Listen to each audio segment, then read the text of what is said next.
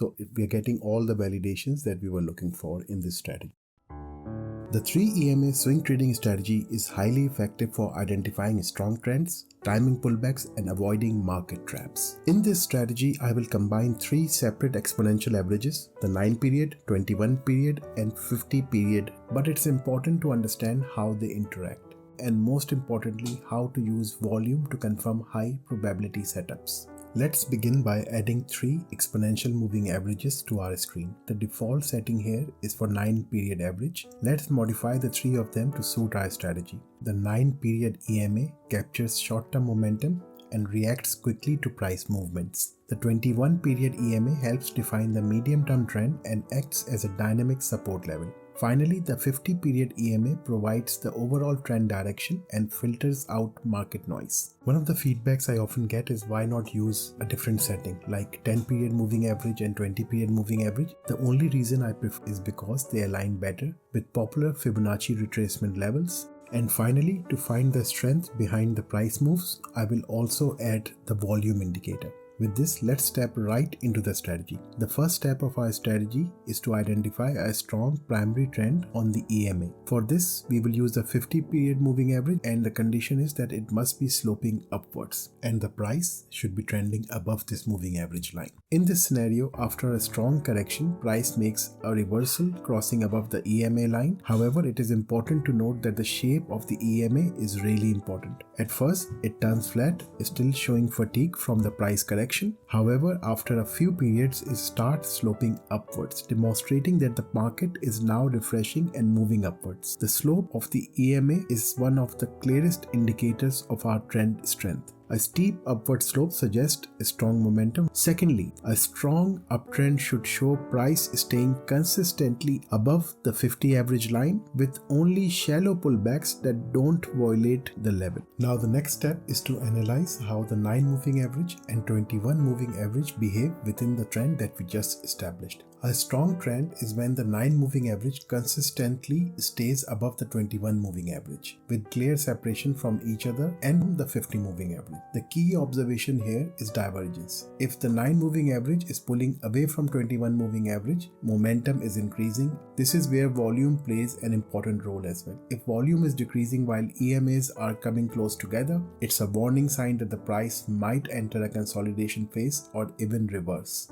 A quick hack that I use is to introduce the average directional index, also known as ADX. This indicator should always be above 20 to 25 level during such a phase. This acts as a secondary check that trend is supported by volume. Another important thing to watch is how price interacts with the 9 moving average during this strong trend. If price is consistently riding above the 9 moving average, it indicates high momentum. However, as trend matures, 21 moving average becomes the key level to watch. The 9 moving average leads the trend, but the pullback is tested by the 21 moving average. Now we really need to differentiate between a normal pullback and a trend reversal. If the 9 moving average crosses below the 21 moving average and both start curling downwards, that's an early warning sign that momentum has shifted. However, if 9 moving average bounces off the 21 moving average and both continue sloping upward, we can be sure that the trend is still confirmed.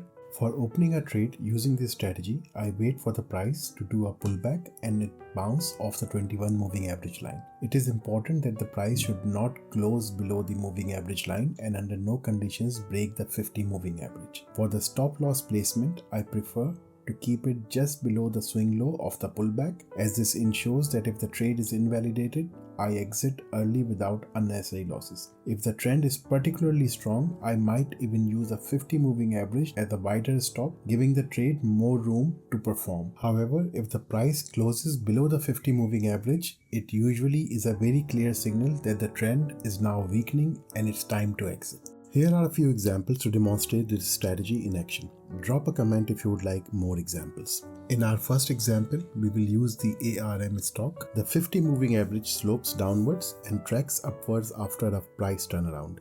The price crosses over the 50 moving average line, confirming the slope and indicating that it's above the moving average. The 9 and 21 moving averages are also above the 50 moving average line now. The 9 moving average is separate from the 21 moving average and both are above the 50 moving average. Divergence occurs as the price moves upwards, not reaching the 21 moving average. This allows us to open a long position at the pullback. The support was at the 21 moving average and we could have taken a reward until the price moved back. When the 9 moving average crosses below the 21 moving average, as you can see here, volume supports these moves, confirming the price direction. Our average directional index is trading above the 2025 mark. So we are getting all the validations that we were looking for in this strategy. Here is another example of the Coca-Cola stock. We have the 50 moving average line rising, the 9 moving average and the 21 moving average is also showing. The 9 moving average has pullbacks but always supports the 21 moving average line. The price reaches the 21 moving average line but stays above the 50 moving average line. This indicates a strong move.